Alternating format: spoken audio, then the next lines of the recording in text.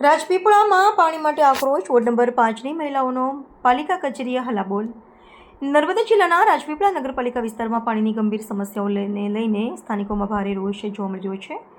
ખાસ કરીને ward number 5માં અનિયમિત અને અપૂરતા પાણી પુરવઠાથી કંટાળીને મહિલાઓએ આજે પાલિકા કચેરીએ પહોંચી ઉગ્ર વિરોધ પ્રદર્શન કર્યું હતું. રાજપીપળા બાવાગોડ ટેકરીના વિસ્તારમાં વોર્ડ નંબર 5 છેલ્લા કેટલાક સમયથી પાણી અનિયમિત રીતે છોડવામાં આવતું હોય છે. પાણી બિલકુલ ગંદુ પાણી આવતું હોય છે અને તેમાં પણ કબૂતરના પીછા વગેરે આવતું હોય છે અને આ પાણી બિલકુલ ઓછું આવતું હોય છે, જેથી અમારી આ વિસ્તારમાં પાણીની ઘણી મુશ્કેલીઓ પડતી હોય છે. અમારા પાણીના પ્રશ્ન નિકાલ નહીં આવે તો અમે આવેદનપત્ર ચીફ ઓફિસરને આપીશું. Reporter Munaf Shaikh, Rajpipla, Narmada. Ward number 5 અમારા તરફ પાણીની આમ કચરું બી એટલું છે અને ગંદકી બી એટલી છે.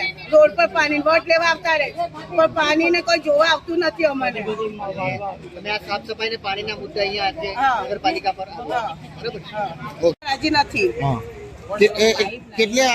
કેટલા ઘરો હશે તમારા વિસ્તારમાં આશરે? અમારા 80-75 છે. ત્યાં ખરાબ પાણી આવે છે તો તમે જે ખરાબ પાણી તમે પીઓ તો તમારી પર શું અસર પડી શકે? આમ બીમાર થાય, શરદી ખાંસી, વામિટો થાય, ઝાડા થઈ જાય, એવું થાય તો કોણ જવાબદારી રહે? તો આજે તમે નગરપાલિકામાં આવ્યા તો આવીને તમે શું ચર્ચા કરી એમને? આ પાણીની ચર્ચા કરી અમે. ઓકે, શું કીધું એમણે? કોઈ જવાબ ओके लोगों को बहुत परेशानी हुई. लोगों को बहुत मतलब कचरा झाड़ू के लिए भी हम सब बहुत परेशान हो रहे हैं. गंदगी हमारे गली में इस कदर बढ़ गई कि हम लोग बहुत परेशान हो गए. आपका मोहल्ला कौन सा है? बावागोड टेकरी, राजपीपला.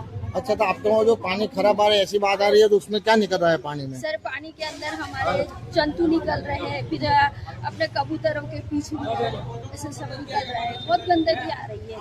अच्छा, वो खराब पानी पीने से आपके शरीर की और हेल्थ की क्या नुकसानी होती है उसमें? सर, बीमार हो रहे, वामिटें हो रही है. और अगर ये समस्या का निराकरण नहीं हुआ तो आगे आपका क्या है? आगे हम और ज्यादा कार्रवाई करेंगे. ओके, आपका नाम? कलेक्टर ऑफिस जाएंगे. आपका नाम? हमारा नाम शेख सलमान. જો સાહેબ, આજથી કેટલા વર્ષો પહેલા જ્યારે કોઈ સુવિધા નથી એટલી બધી, તો પહેલા માળ પર પાણી એમને એમ ચડતું હતું અને આજે આટલી બધી ટેકનોલોજી વધી ગઈ છે તો એવા સુવિધા ત્રીજા માળે ચડવું જોઈતું હતું. એની જગ્યાએ ગ્રાઉન્ડ ફ્લોર પર પાણી આવતું બંધ થઈ ગયેલું. બરાબર.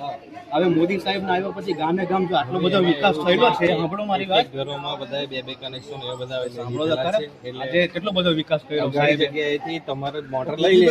એવું નહીં, વાત તો સાંભળો. સમસ્યા તો બધામાં છે. પેલું બી ખાડો છે ને 2 મહિના લઈ ખોદી રાખ્યો છે. અમે કેટલા સમાચારમાં સોસાયટીના આપીને પૂરા વળાયા જાણે કે હજુ બી એક ખાડો છે. આ લોકોના ફળિયામાં માણસ કોણ આ લોકો જાય છે? તમને એક આવેદન આપીએ.